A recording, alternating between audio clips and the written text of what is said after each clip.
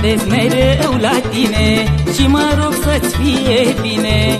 Copilașul să-ți trăiască, nevasta să te iubească și orice viața îți va da, rămân surioara ta.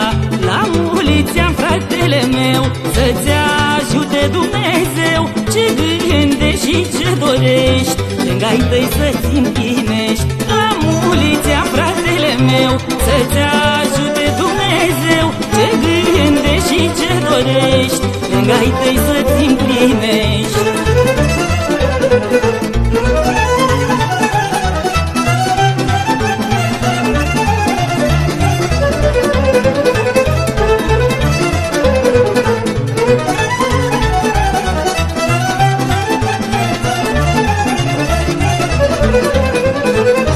Frățiorul meu cu minte, toată viața să-ți minte, că e singur pe lume, ai o soră lângă tine. Chiar dacă tu ești mai mare, la neca și supărare, am să sar în ajutor, că ești al meu frățior. La mulți ani, fratele meu, să-ți ajute Dumnezeu. Ce gândești și ce dorești, lângă ai tăi să-ți împlinești. La mulți ani, fratele meu, să-ți ajute Dumnezeu.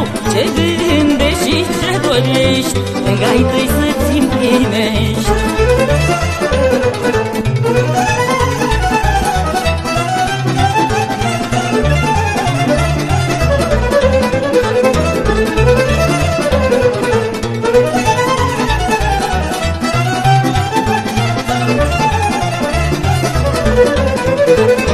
Frățiorul meu cel bun, să nu uiți ce spun acum. Îți soră, îmi ești frate, niciun greu nu ne desparte.